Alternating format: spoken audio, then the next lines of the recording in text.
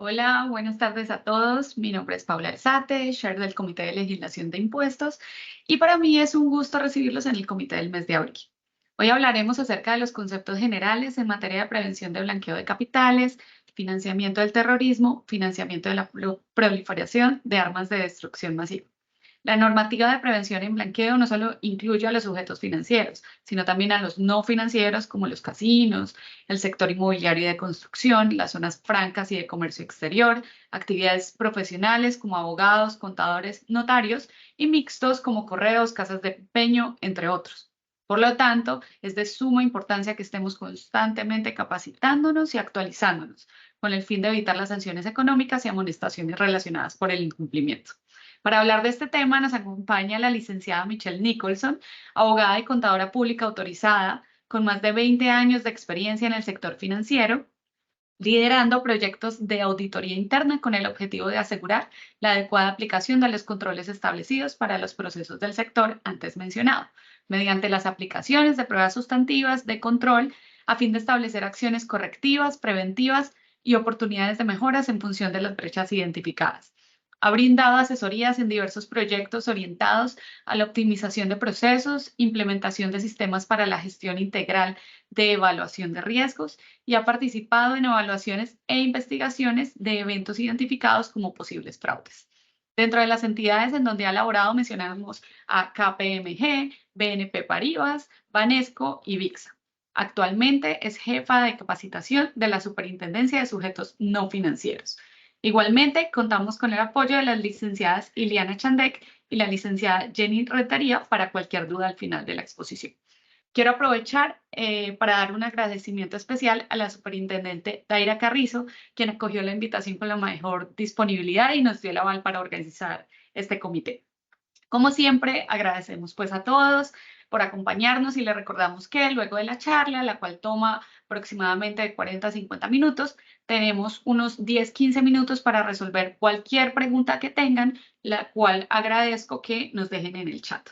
Luego de terminar la charla, nos quedaremos unos minutos más para conversar sobre el plan de acción del comité para este año 2024 y elegir el Vice Chair, quien nos acompañará, bueno, quien me acompañará durante este año. Finalmente, les dejaré también en el chat un link para todos los interesados en obtener un certificado de participación de esta charla emitido por la superintendencia. Entonces, sin más preámbulos, bienvenida, licenciada Nicholson. Muchísimas gracias, licenciada Paula, y de verdad extendemos el más sincero agradecimiento por extendernos esta invitación de parte de la licenciada Daira Carrizo Castillero, superintendente de esta Superintendencia de Sujetos No Financieros. Sin más, bueno, vamos a dar inicio con la presentación de este tema, que esperamos sea de gran utilidad para cada uno de los miembros que está participando en esta capacitación.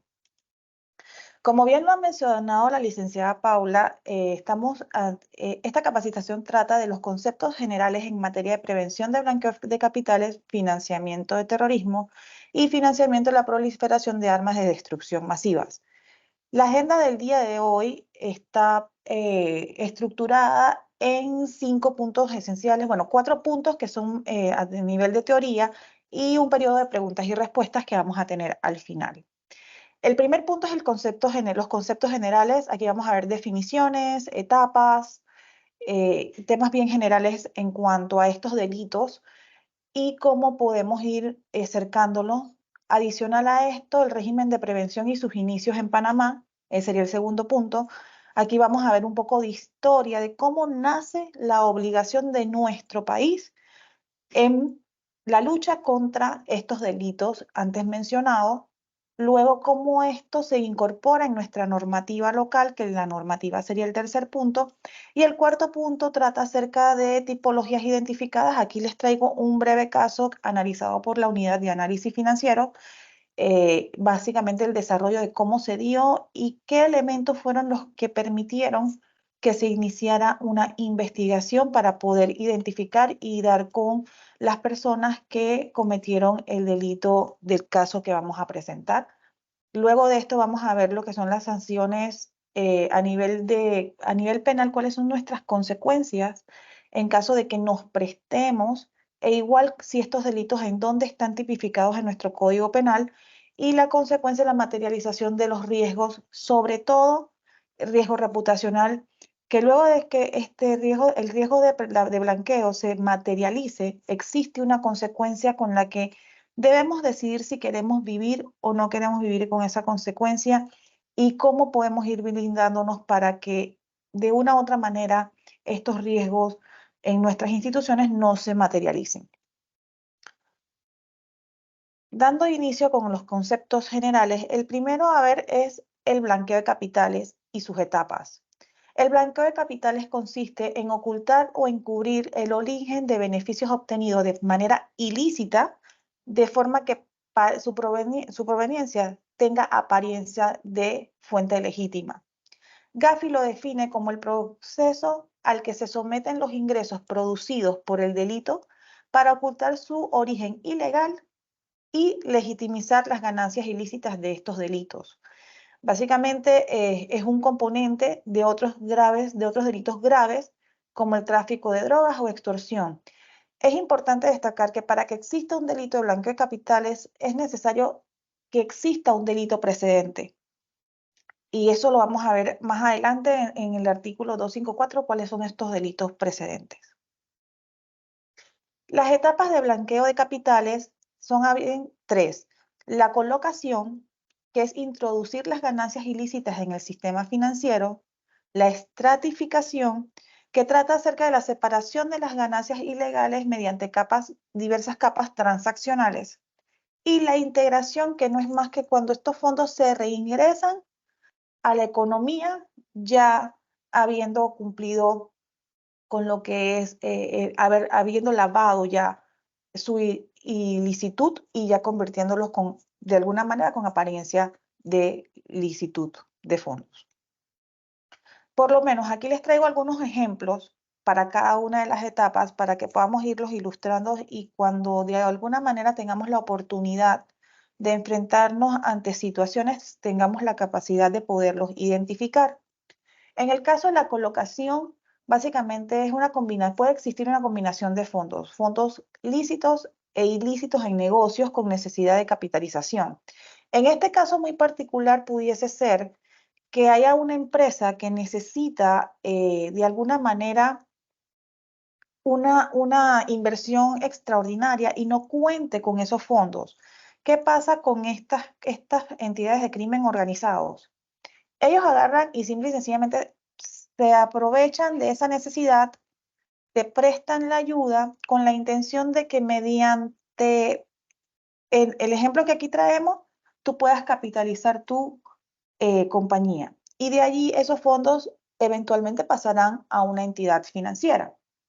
Con relación a la estratificación, utilizar compañías pantallas. La estratificación ahí básicamente tiene que ver, en este caso, el ejemplo que traemos, es utilizar una compañía pantalla para disimular la entidad del propietario final y los activos.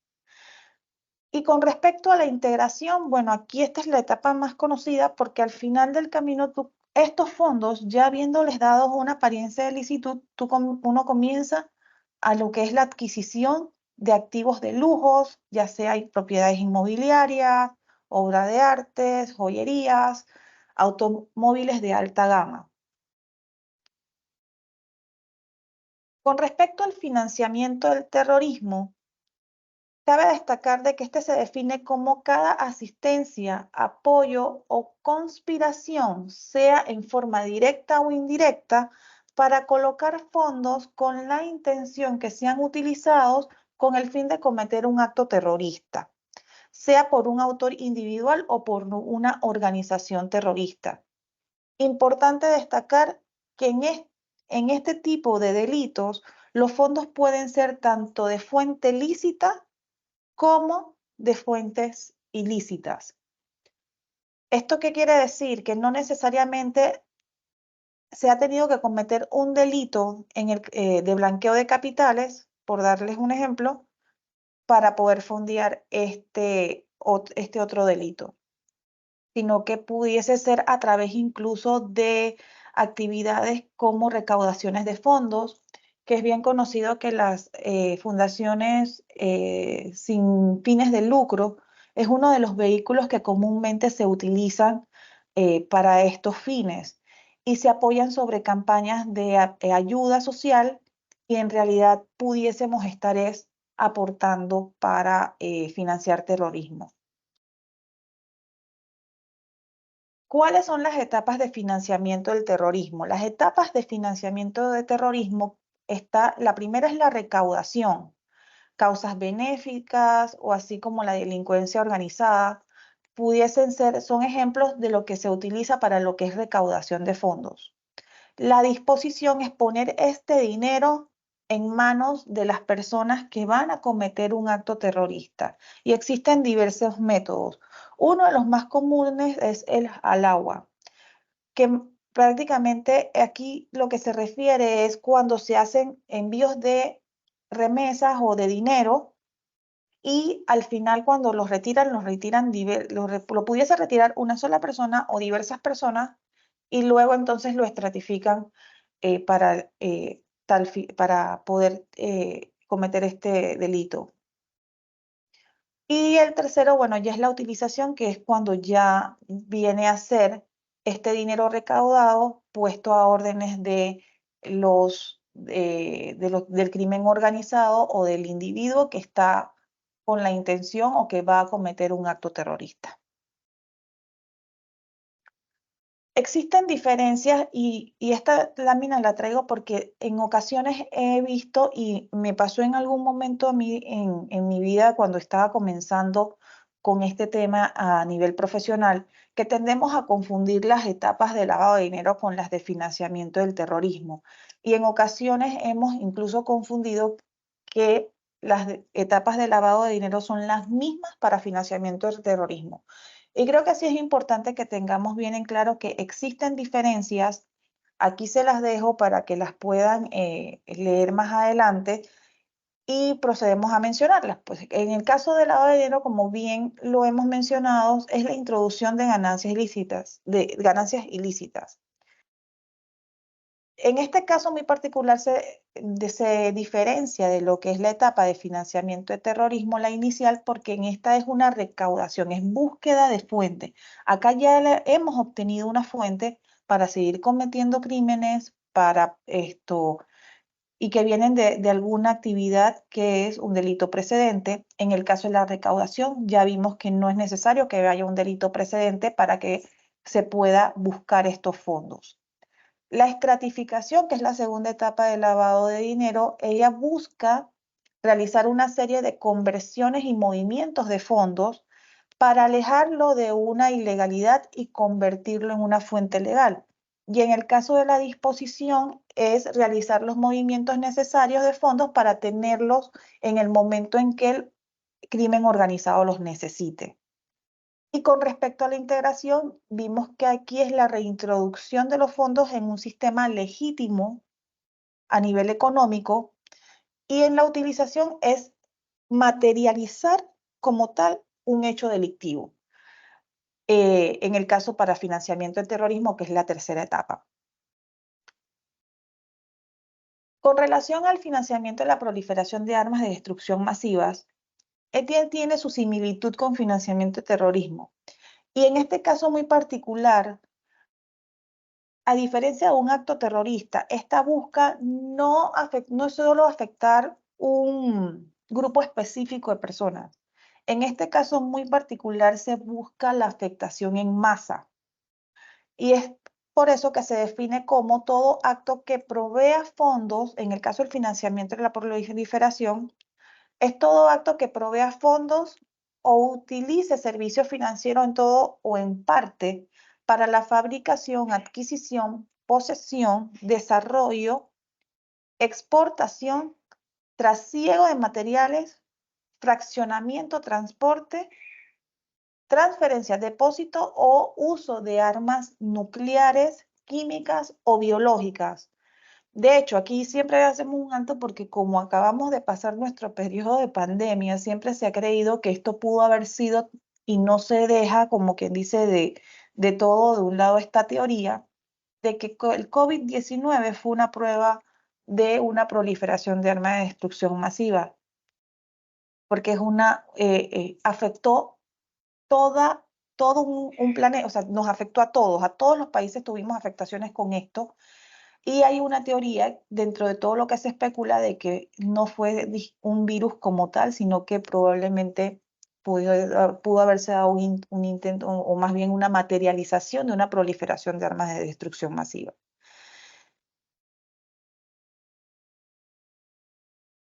Entrando un poquito en lo que es la historia del por qué Panamá está obligado a tener un régimen de prevención, cómo fue ese inicio. Para mí siempre ha sido importante contar esta historia, porque por lo menos para el sector no financiero, que es el sector más nuevo en regulación con respecto a esta materia, tengo colegas que he tenido la oportunidad de escuchar su inquietud, o más bien el no estar de acuerdo con tener que aplicar este tipo de reglamentos, y más que todo por el hecho de que no entienden por qué un ente internacional debe mandar sobre las políticas locales de un país, en este caso nuestro país.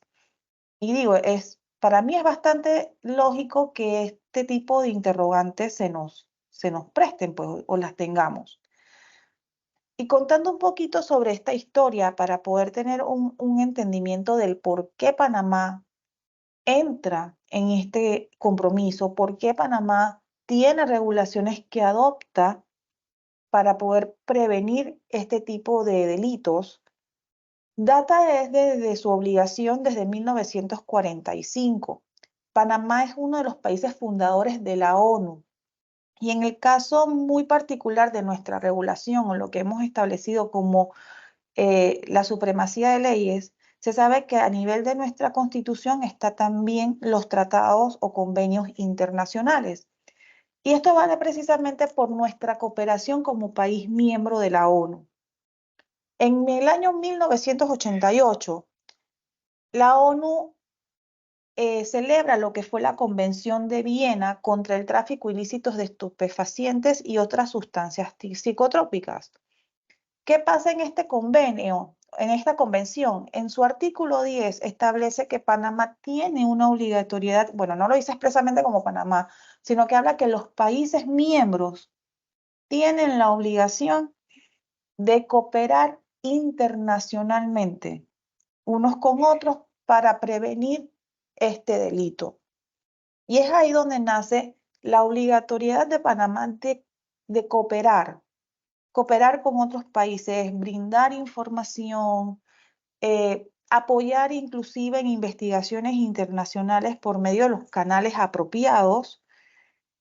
Y esto, en esta misma línea, debemos entender y ya ir, como quien dice, internalizando de que sí debemos de cumplir con las 40 recomendaciones de Gafi, porque a raíz de esta convención, y como, digamos que como un ente que es el encargado de emitir las políticas y procedimientos que tienen que ver con la materia de prevenir estos delitos, y en esto no solamente con el de blanqueo de capitales, sino con el de financiamiento de terrorismo y financiamiento de la proliferación de armas de destrucción masiva. Cabe destacar que en 1989, meses más tarde de la Convención de Viena, el G7 crea el Grupo de Acción Financiera Internacional. El Grupo de Acción Financiera Internacional es el que más tarde, en 1990, emite las primeras 40 recomendaciones. Estas primeras 40 recomendaciones estaban dirigidas exclusivamente al sector bancario y contemplaban solamente la prevención de blanqueo de capitales.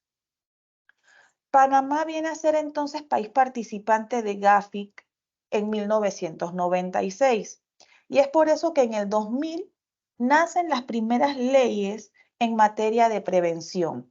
La Ley 41, que regula la función del oficial de cumplimiento en la banca, y la Ley 42, que fue la primera ley que establece lo que fue el régimen de prevención. Estas leyes posteriormente, y vamos a ir viendo más adelante en lo que es la legislación local o las leyes a nivel local, que luego de que Panamá entra como país miembro de Gafilat en el 2010, inicia una serie de eventos, o más bien de actividades para robustecer nuestra legislación. Porque de hecho para lo que es Gafilat, o más bien para lo que es Gafi, en la evaluación que pasamos en ese momento, nuestra legislación era débil, mostraba deficiencias en el régimen de prevención. Cuando Panamá en el 2010 pasa a ser parte de Gafilat, ella es incluida en lista gris. Y en ese momento, no sé si no sé si la audiencia recordará, los que en aquel momento estaban laborando, ya tenían una vida laboral, que por esa inclusión, digamos que varias empresas, o más bien en este caso bancos, decidieron retirarse del país.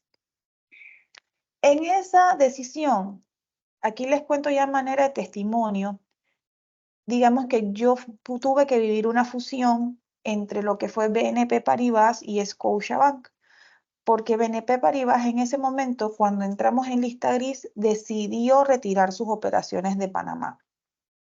Y esa es una de las consecuencias que pudiésemos tener a nivel internacional por no cooperar con el régimen de prevención. Hay una afectación económica, hay una afectación de riesgo reputacional como país, inclusive, y es importante que nosotros vayamos aplicando las medidas que nos corresponden y que ser parte de este engranaje que fortalece el régimen de prevención. Básicamente, hasta aquí, esa es la parte de historia.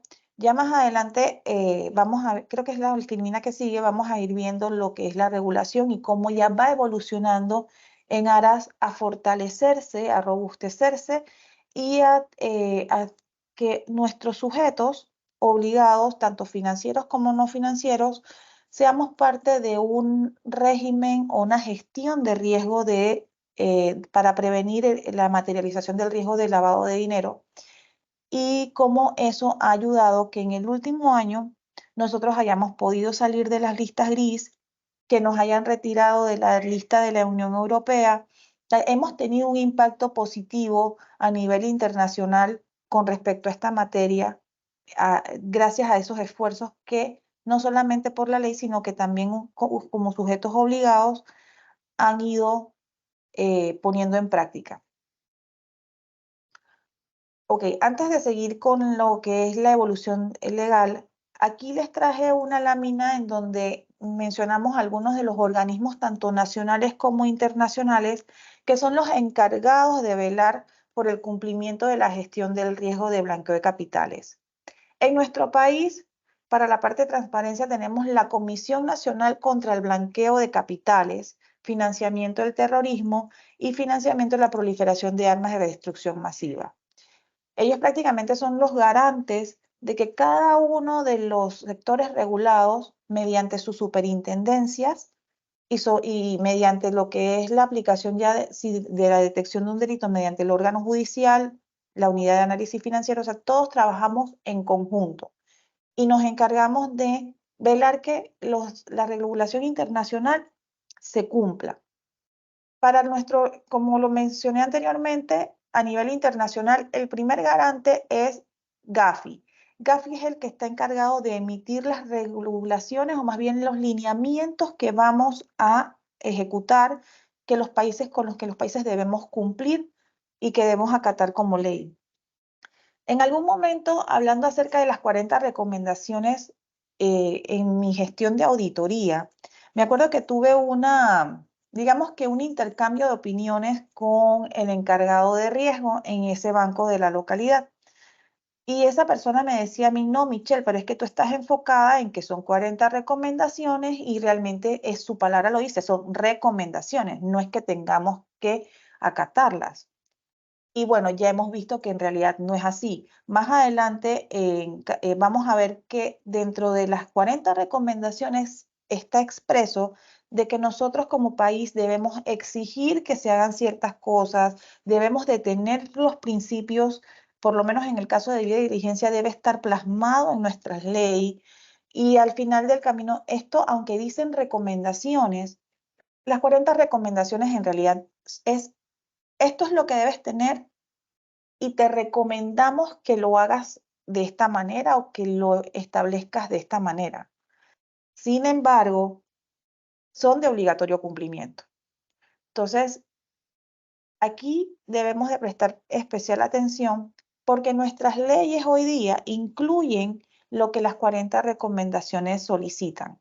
Entonces, ya no es solamente una recomendación, sino que es parte de nuestro engranaje normativo legal y debemos de cumplirlo. Y existen también consecuencias en caso tal de que se vea un incumplimiento.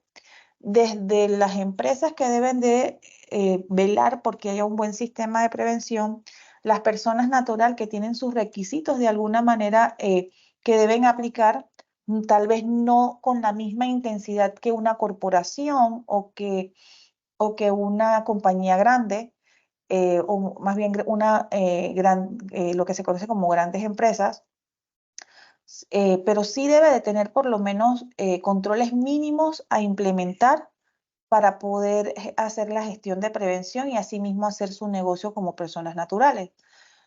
En el caso de la ONU, mediante su Consejo de Seguridad, ellos emiten lo que es las listas de terrorismo.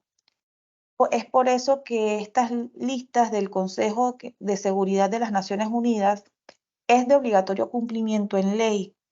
De hecho, es la única lista que a nivel de nuestra regulación es de obligatorio cumplimiento. Nosotros no podemos de ninguna manera transaccionar o establecer una relación comercial con personas que estén enlistadas en estas listas. Y para su validación nos llegan a través de la plataforma de la UAF cada vez que existe alguna modificación o que se agrega alguna persona nueva. Y en este evento es nuestra obligación como sujetos obligados validar que nuestros clientes no estén incluidos en estas listas o que los prospectos clientes no estén incluidos en esas listas para poder continuar con el inicio de una relación o mantener en línea de tiempo la relación con el cliente. En el caso de OFAC, aun cuando no es por ley una lista que debamos validar para inicio de relación comercial, sí es obligatorio por el simple hecho de que Panamá es un país dolarizado. Y al ser un país que tiene como moneda de curso legal el dólar estadounidense, debemos cumplir con este requisito para que no se nos retire la moneda. Y creo que nadie quisiera que se nos retirara la moneda de los Estados Unidos, así que creo que es importante que cuando vayamos a establecer relación comercial con alguna persona, busquemos a esta persona en lista a ver si no tiene si no está dentro de alguna de las listas de sanciones o más bien dentro de lo que ellos le llaman como, ellos usan una terminología como, ¿cómo se le llama eso? En el caso de sus listas, ellos ponen algún programa de sanción. Que estas personas no estén listadas en ninguno de los programas de sanción que tiene la OFAC. Esta lista la podemos consultar en la página web del Departamento del Tesoro de los Estados Unidos. Es pública. Yo recomiendo, y parecerá que es un porcentaje muy bajo, pero en lo que es mi vida laboral, en mi experiencia laboral, he tenido la oportunidad de darme cuenta que el margen de alerta que se debe establecer mínimo es el del 75% de coincidencia. Me ha pasado que cuando he tenido que hacer pruebas a nivel de auditoría para hacerle un estrés al programa de búsqueda, si lo pongo al 80%, no me detecta nombres que están dentro de OFAC o que están dentro de la lista del Consejo de Seguridad. El porcentaje para los que tienen un sistema automatizado de validación o que van a verificarlo a nivel de la página web del Departamento del Tesoro, yo les recomiendo que usen el 75%. Igual queda a criterio el porcentaje que ustedes gusten utilizar y sí es importante que lo tengan sustentado del por qué ustedes están utilizando ese margen de coincidencia. El Banco Mundial y lo que es el Fondo Monetario Internacional son entidades de índole internacional u organismos internacionales que nos validan, que nos revisan para cumplimiento del régimen de blanqueo de capitales y financiamiento del terrorismo también. Y la OCDE tiene que ver en materia de transparencia, delitos fiscales, temas de gobierno corporativo, entre otros. Grupo Egmont lo tengo aquí mencionado porque mediante el Grupo Egmont ellos son los que establecen todo lo que es el tema de cooperación a nivel de todas las unidades de análisis financieros internacionalmente. Nuestra unidad de análisis financiero pertenece también a este grupo y ellos, cuando hay algún tipo de caso a nivel internacional, ellos prestan cooperación mediante los canales correspondientes, cumpliendo con las formalidades de solicitud que están establecidas. Y bueno, en el caso nuestro, acá internamente tenemos al Ministerio Público, el órgano judicial, la unidad de análisis financiero y los distintos reguladores para lo que es banco, la superintendencia de bancos, lo que es seguros, la superintendencia de seguros y reaseguros de Panamá, para el mercado de valores, lo que es la superintendencia de mercados de valores, y en el caso de los sujetos no financieros, la superintendencia de sujetos no financieros. Todos estos organismos que ven aquí mencionados trabajamos en común colaboración. Y de hecho, esto, digámoslo de una forma muy simple, Gafi, el Banco Mundial y Fondo Monetario Internacional son nuestros auditores. Lo veo desde esa manera. Ellos vienen, nos revisan y nos establecen qué tanto nosotros estamos en cumplimiento, en efectividad y cuáles son las oportunidades de mejoras que a nivel del régimen de prevención de blanqueo nosotros tenemos que fortalecer. Con relación a las 40 recomendaciones, aquí yo les traigo básicamente las que se nos pegan más a lo que son las entidades, digamos, tanto financieras como no financieras. De hecho, desde la 10 hasta la número 23 es exclusivamente para los sujetos. Luego viene la 23, la 24 y 25 que tiene que ver con la identificación, transparencia e identificación de beneficiarios finales. Pero para lo que es objeto de la capacitación del día de hoy, nos vamos a centrar en estas que están aquí. La número 1 tiene un impacto sumamente importante, no solo a nivel de país, sino que también a nivel de los sujetos obligados, sean financieros o no financieros, porque es esta recomendación la que establece la obligatoriedad de la gestión basada en riesgo. Más adelante vamos a ver un poquito sobre esta recomendación, que es lo que establece. Pero aquí hay una obligatoriedad tanto de nosotros como país de establecer una evaluación de riesgo, que por eso es que se emite lo que es la Evaluación Nacional de Riesgo, y de una u otra forma, cómo impacta los resultados de las supervisiones a nivel de cada uno de los sectores dentro de esta Evaluación Nacional de Riesgo. Aquí, con este tema, le damos cumplimiento a la recomendación 1. La recomendación 10 habla acerca de lo que es debida diligencia de clientes.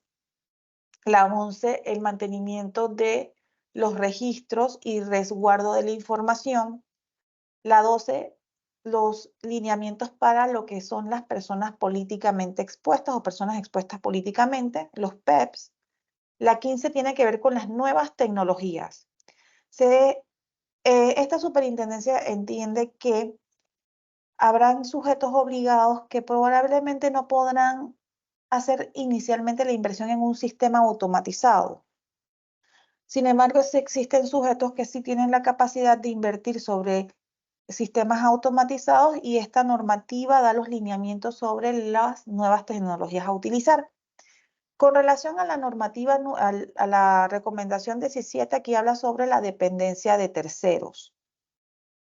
Y la 22 abraza todo lo que es las recomendaciones anteriores aplican para las actividades y profesiones no financieras designadas, que en este caso, como bien se le conocen, sujetos obligados no financieros.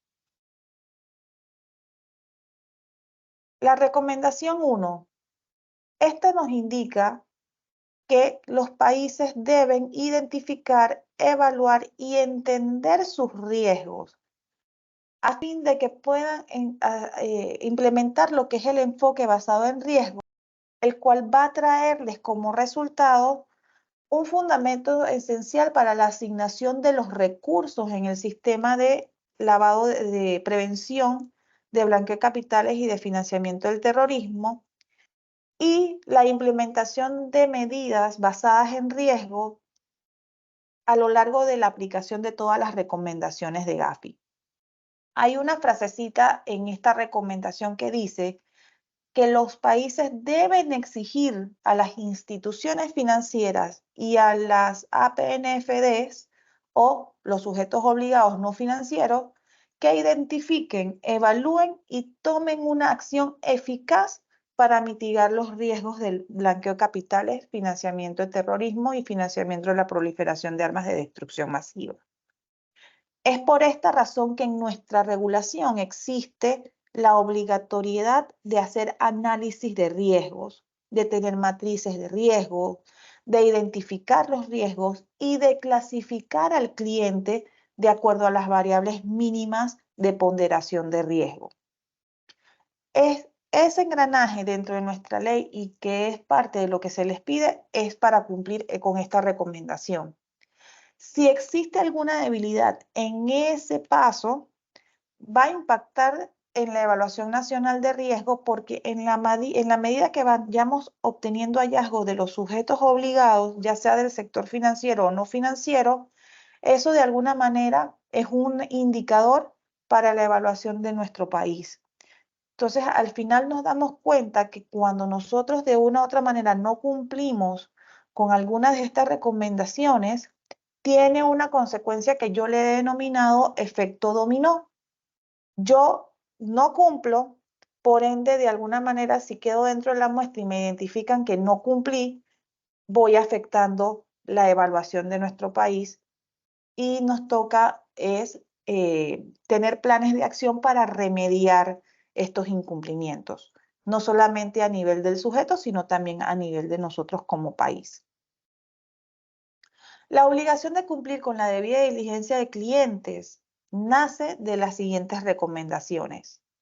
La número 22, que aplica exclusivamente para los sujetos no financieros, y bueno, aquí básicamente tengo un numeral porque enlistarlos todos iba a ser un poquito complicado, pero aquí es donde se establece la obligatoriedad de los abogados, de los contadores, siempre y cuando ellos sean administradores de fondos de terceros.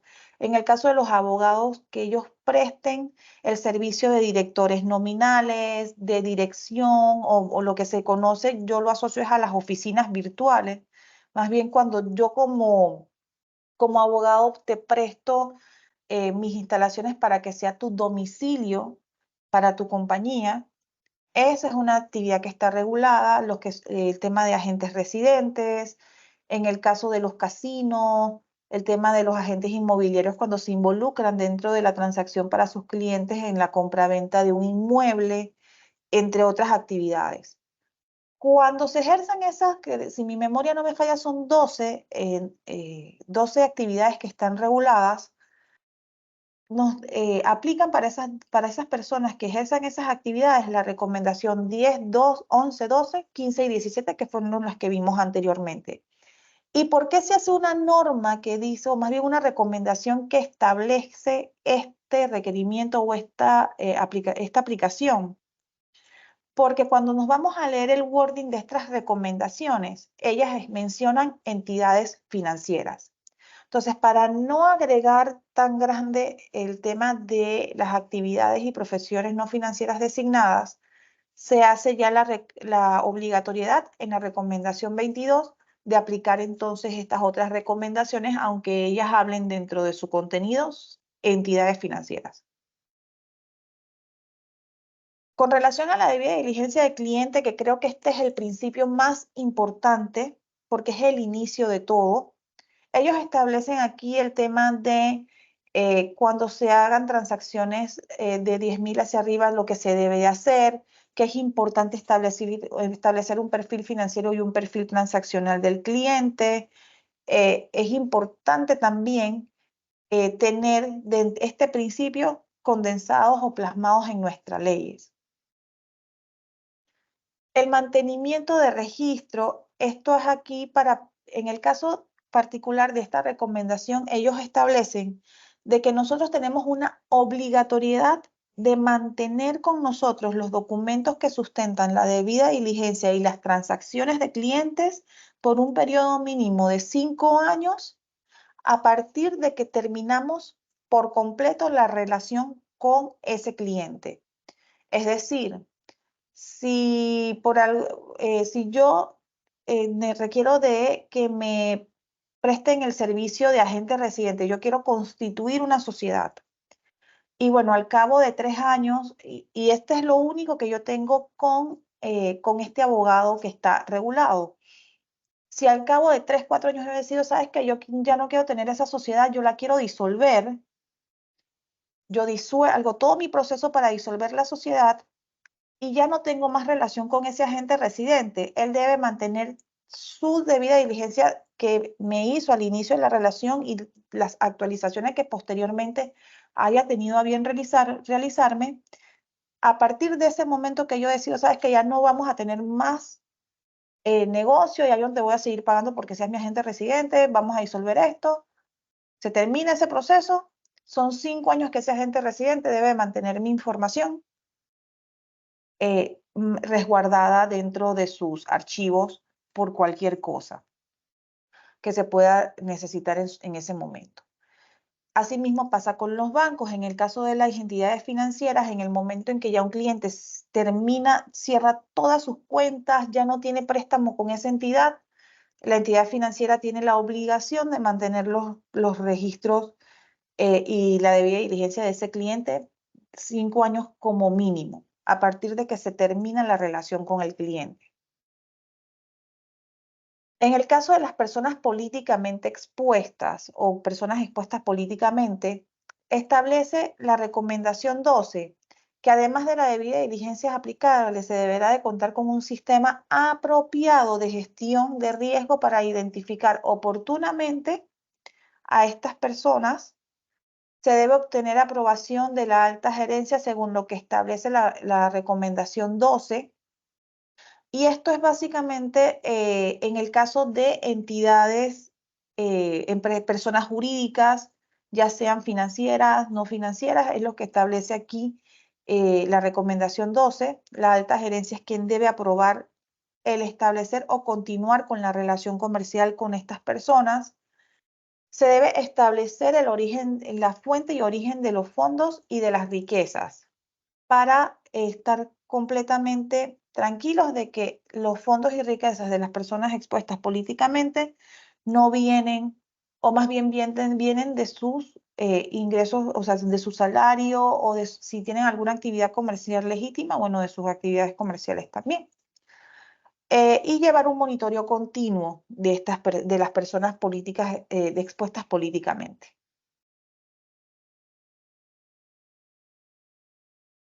Con relación a la normativa, y ya estamos entrando a ver cómo se plasman estas recomendaciones dentro de nuestra ley. Como bien les mencionaba al inicio, en el 2010 Panamá pasa de GAFIT a GAFILAT.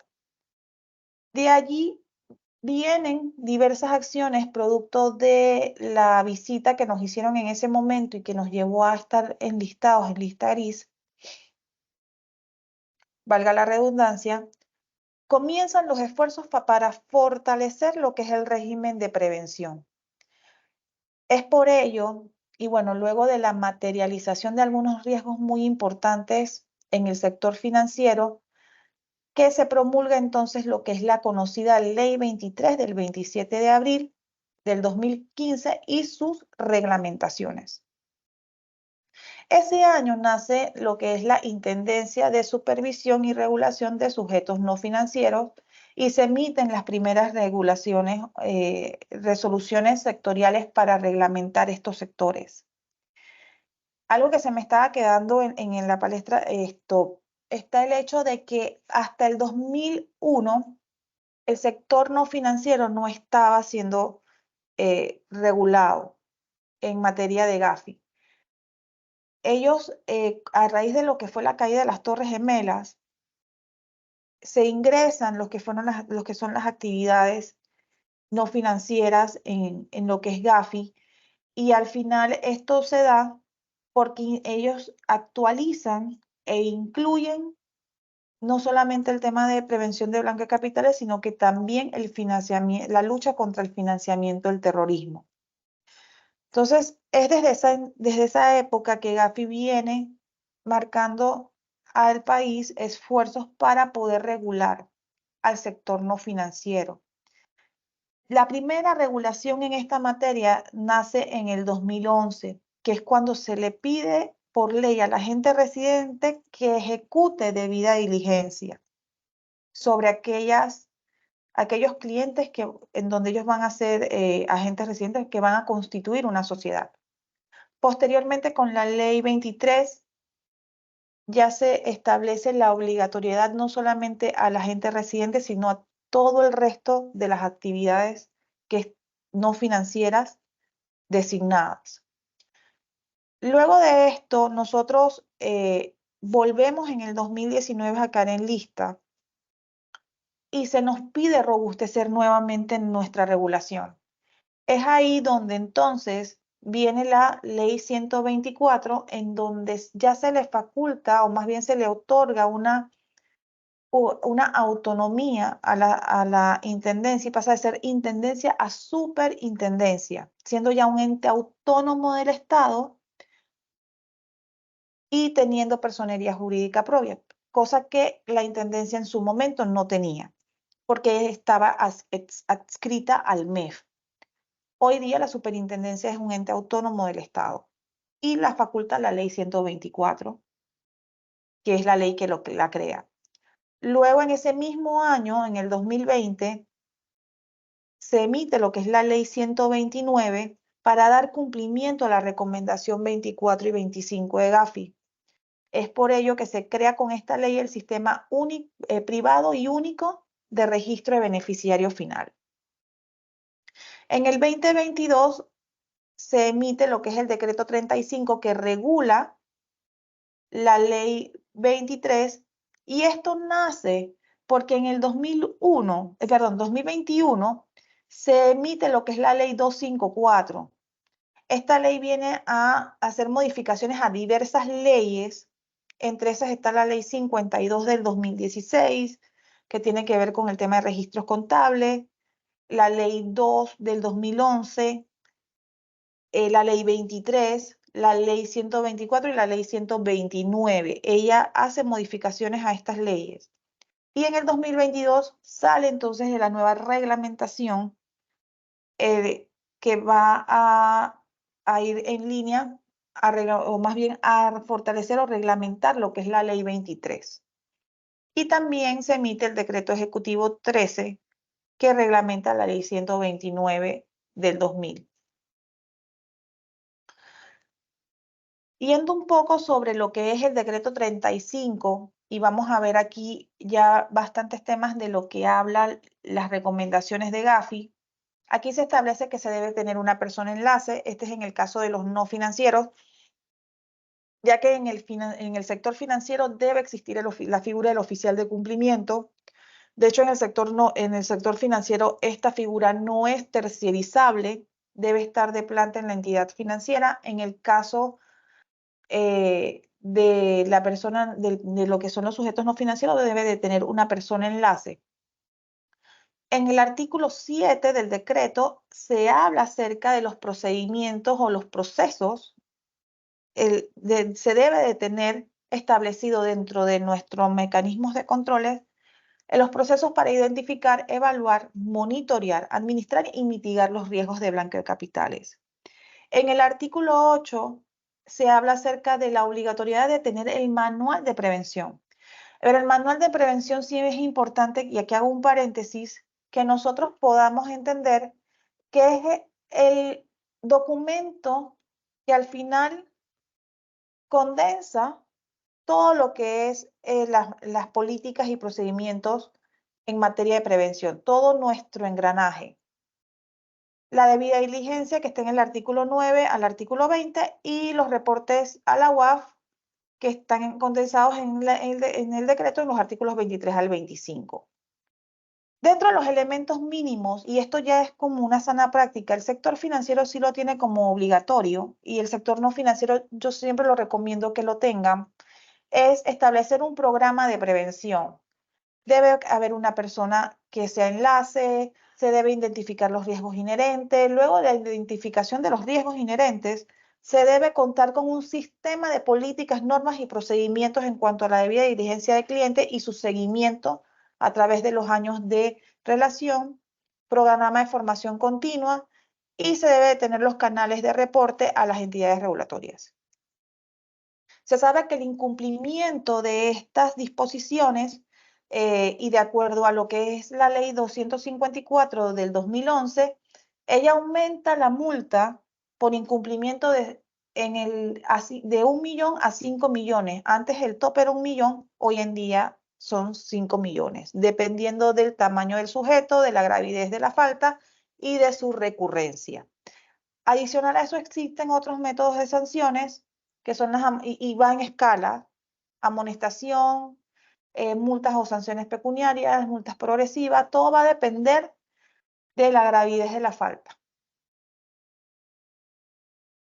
Con respecto a las tipologías y ya para ir ya cerrando con nuestra capacitación, aquí yo les traje un caso y se los cuento así bien rápidamente. Este es un caso proveniente de tráfico ilícito de migrantes.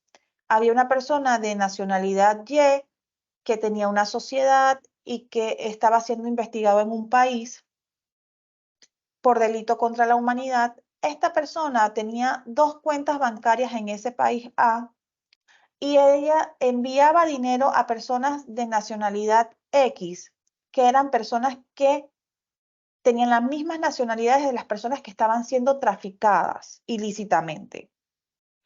¿Qué pasa?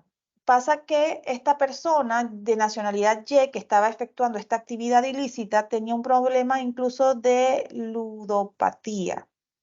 Jugaba mucho en el casino. Entonces, al final, ese gastar tanto dinero en el casino, cuando le fueron a hacer su debida diligencia para identificar la procedencia de fondos, pudieron determinar que eran dudosas. No había forma de identificar que esos fondos fueran ilícitos. En todo este engranaje, también tenemos que él se excedía de su perfil transaccional. Pero todo esto, ¿cómo se pudo identificar? Porque hubo buena debida diligencia de parte de los sujetos obligados de cada uno de los sectores regulados. Aquí les tengo el esquema diagramado y pasando acá ya rápidamente, se identificó que existían grandes cantidades de reportes de transacciones en efectivo que enviaron los bancos, los casinos, las casas de remesas que él utilizó para estratificar los depósitos, el dinero que él enviaba a estas personas de otras nacionalidades. Y adicional a eso hubieron otras señales de alertas que lo que hicieron fue, ¿sabes qué? Con esto hay suficientes elementos para pasar el caso al Ministerio Público e iniciar una investigación. Aquí vemos cómo el sistema de control dentro de los sujetos obligados ayudó de forma positiva a que se identificara una actividad delictiva, un delito precedente de blanqueo de capitales y que la unidad de análisis financiero pudiese pasar el caso a las autoridades competentes y se pudiera dar con el paradero de las personas que estaban cometiendo este delito. El Código Penal lo tiene tipificado lo que es el tema de blanqueo de capitales en su artículo 254. No lo vamos a leer porque en verdad es bastante extenso, pero aquí habla acerca de todos los delitos precedentes de blanqueo de capitales y que de una u otra manera nos afecta a nosotros como personas y debemos de una u otra manera tratar de ayudar a que estos canales se vayan cerrando. Es importante ir cerrando estos canales. Existe una responsabilidad penal para quien, a sabiendas de su procedencia, se valga de sus funciones, empleo, oficio o profesión para autorizar o permitir estos delitos. esta lleva una sanción. Si se puede comprobar el dolo dentro de la acción, esta persona va a ser sancionada de 5 a 8 años de prisión.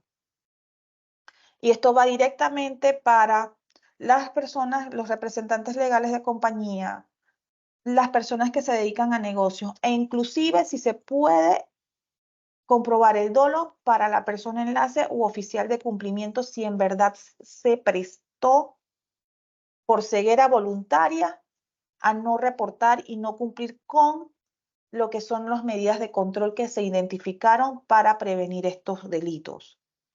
Y en el caso de financiamiento de terrorismo, dice quien teniendo la obligación de evitarlo, consienta la comisión de estos delitos. Aquí habla de el financiamiento del terrorismo, financiamiento de proliferación de armas de destrucción masiva, comisión de actos terroristas o de proliferación de armas de destrucción masiva. Estas personas que teniendo la obligación de evitarlos van a cumplir una pena de 5 a 7 años si no ejercieron esa responsabilidad. Nuevamente, si se puede comprobar un dolo dentro de esta acción, y dolo es cuando yo en verdad quise cometer el delito. Ok, esta persona me ofreció, qué sé yo, $20,000 por dejarle pasar una transacción de 1 millón, por darles un ejemplo. Ahí yo estoy dando mi consentimiento y me estoy valiendo de mi función para que esta otra persona cometa ese delito. Si yo lo identifiqué y lo voy a permitir, yo cometí el acto de forma dolosa, con intención, y si se me comprueba, yo debo pagar la pena que aquí el Código Penal establece. Tenemos que tener cuidado con los riesgos reputacionales. El riesgo reputacional se materializa cuando otros riesgos han sido materializados dentro de la institución. Y en este caso podemos ver que aquí está mencionado el riesgo de lavado de dinero y financiamiento del terrorismo. Nosotros ninguno quiere que nuestros clientes pierdan la confianza en lo que les proporcionamos, en lo que hacemos. Y como sujetos regulados debemos cumplir con las medidas o los mecanismos de control para prevenir este riesgo. Bueno, aquí he dado por finalizada la presentación. Espero de verdad que haya sido de su agrado y bueno, estamos para darle, si todavía queda tiempo, el periodo de preguntas y respuestas. Tú me dirás, Paula, estamos aquí a la orden. Perfecto, no, muchas gracias, licenciada Nicholson. Yo tengo algunas y básicamente como referencia.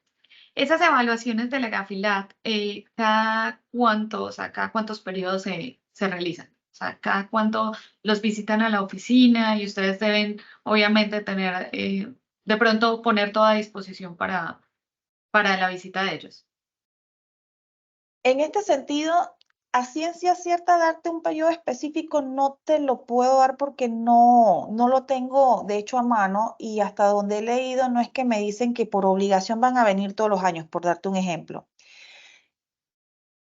Por la experiencia y de hecho lo que escuché, entiendo que nosotros tuvimos nuestra visita en el 2023, entiendo que en el 2025 vamos a ser sujetos a evaluación nuevamente. Y entendería que, bueno, en este caso nosotros como estamos en un periodo de velar de que no volvamos a caer en incumplimiento, que demostremos continuidad, nos dieron 2 años Ok, promedio. Yo me claro. imagino que los países de riesgo bajo debería ser un poquito menos, un poquito mayor el tiempo, pero nosotros como recién acabamos de salir de lista y debemos demostrar continuidad, ellos vienen 2 años.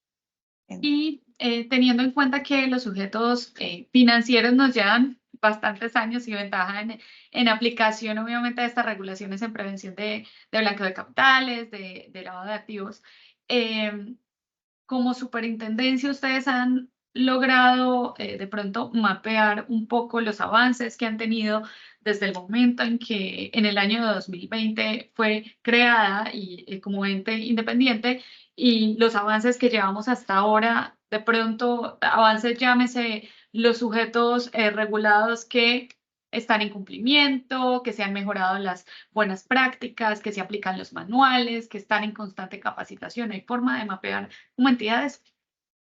De hecho, sí, nosotros como ente regulador somos quienes damos, digámoslo de esta forma, la cara ante Gafi en conjunto con la Comisión Nacional contra el Blanqueo de Capitales y mensualmente se nos está pidiendo estadísticas con relación a esto que acabas de mencionar, cuántas supervisiones llevamos, cuántas sanciones hemos impuesto, cuántas están en proceso, cuántas capacitaciones hemos dado. De hecho, para este año, y bueno, creo que me va a tomar la libertad de decirlo aquí en audiencia, para este año nosotros estamos inclusive dándole seguimiento a aquellos sujetos que no se conectan a las capacitaciones. Ujú, Se está llevando un control de quiénes son los sujetos que sí se están conectando. Para mediados de años debemos hacer un recap de todas aquellas personas naturales o jurídicas que no han participado con nosotros para entender si es que se están capacitando con otra persona, pero no que pase que, bueno, pues me capacité en el 2015 y ya no volví a ver más el tema. Se les está dando continuo monitoreo, digámoslo así, así como ustedes tienen la obligación de darle monitoreo a sus clientes, a nosotros nos toca darle monitoreo a los sujetos y dar respuesta entonces en donde los números, de manera científica o estadística más bien, bueno, la estadística es una ciencia, ¿no? Pero a manera científica, digámoslo así, demostrar que estamos cumpliendo con nuestra labor y que nuestros sujetos en algún momento va a pasar que el sector, tanto financiero como no financiero, vamos a tener pocos hallazgos. Yo sueño con ese momento en donde ya todos estemos bien culturizados y puestos en marcha. En la medida en que vayamos demostrando bajas en hallazgos, en acciones, eso son dos cosas. O de alguna manera no estamos supervisando adecuadamente o que es la que sí espero que sea que definitivamente nuestros sujetos ya se estén culturizando, que esté pasando como pasó en algún momento en el sector financiero. Nos estamos acostumbrando a que la norma llegó para quedarse. Vamos entonces a buscar nuestros esfuerzos, así sea que haya que hacerlo de forma manual, que no es lo más óptimo, pero que se entiende que por lo menos una persona natural o una pequeña empresa o mediana empresa probablemente no va a estar en la capacidad de tener herramientas tecnológicas, pero por su volumen pudiese darle la capacidad de poder gestionarlo manualmente. Adicional a eso, la superintendencia, con todas estas capacitaciones que da, algunas varias al mes, otras mensuales, también es un apoyo a los sujetos regulados que precisamente no tienen esa capacidad, pero que pues están en cumplimiento con las 8 horas que se tienen que tener anuales también, porque hay que recordar que no solo es un tema de eh, inversión, de tiempo, de dinero, sino también una obligación que tenemos que cumplir como sujetos. Así que, bueno, muy importante eso. Y de pronto una duda que me comentaba algún colega con relación al término estrecho colaborador. Estrecho Cierto. colaborador, slash, administrador o persona que toma decisiones en una empresa. ¿Por qué? Porque pues muchas veces la idea sería tener el 100% del conocimiento de los accionistas, pero hay algunas compañías que tienen mucha cantidad de accionistas o de pronto algún tipo de estructura compleja que invierten en la bolsa. Entonces, en ese momento queda de parte de cumplimiento y también obviamente las personas que toman decisiones en las firmas o en estos sujetos no financieros para determinar, ok, ¿a quién le pido la información? ¿Tiene que haber estrecho colaborador solo con PEP o también se asimila a esa persona administradora o que toma decisiones dentro de esa compañía? Dentro del caso de las compañías, que aquí el tema que me toca es de beneficiarios finales, está establecido que por lo menos para el sector financiero, ellos están obligados a identificar a las personas que tengan en acciones un mínimo del 10% en adelante. De hecho, por experiencia propia te lo digo, la superintendencia de bancos cuando ve que existe una estructura muy compleja en cuanto a diluir a los Ujú. dueños accionarios, no, ellos te piden el 100%. Si tú no tienes, si no cotizas en bolsa, no te vas a salvar ellos te van a pedir el 100% de los accionistas. Por ley es del 10% en adelante y precisamente porque existe una tipología a nivel financiero, ellos sobre el tema de la identificación, o sea, como que la dificultad para identificar al beneficiario final dentro de estas compañías, ellos te piden que tú identifiques el 100%. Y es una En el alerta para caso, nosotros. es correcto, esa es una alerta. De hecho, en el caso nuestro, como sujetos no financieros, nosotros pedimos es el 25%. Eh, Sin embargo, esta es mi opinión muy personal, no es la opinión de la super, no es lo que la superintendencia esto va a regular, pero mi opinión muy personal es que por lo menos en el caso de los agentes residentes, tú vas a tener que constituir la empresa. Esa persona, a mi juicio, si no es una compañía que va a cotizar en bolsa, él sí tiene la potestad de identificar el 100% de los accionistas, porque al final va a emitir las acciones. O sea, ese es un Correcto. proceso dentro de la Constitución. Entonces, para ese tipo de sujetos, sentiría yo que ellos están en pleno conocimiento y que por eso fue que de una u otra forma se les ha pedido la colaboración obligatoria de reportar en el sistema único de beneficiario final, Ujú. porque ellos tienen al alcance la información. En el caso del resto de los sectores, estamos obligados a identificar el 25% de los accionistas.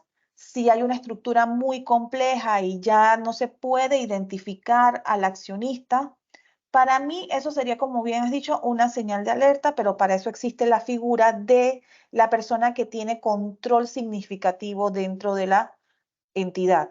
Llámese alguien que no tiene que ser un miembro de la gerencia general o de la gerencia de la compañía, sino que tú sabes que aunque, por decirte algo, Michelle Nicholson no es accionista y tampoco es gerente, pero ella es la que toma las decisiones.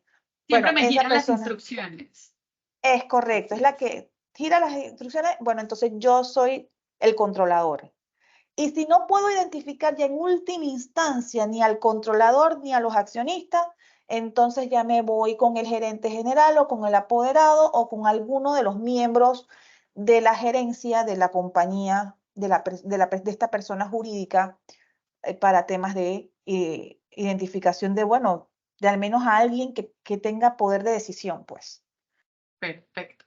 Y como última duda que también me escribieron por interno, con relación al sistema RUF, ¿se tendrán actualizaciones próximas? No sé si sabes, si nos puedes responder, si tendrán actualizaciones próximas con relación a obtener más información. Y esto va, la consulta va encaminada al tema del NEET.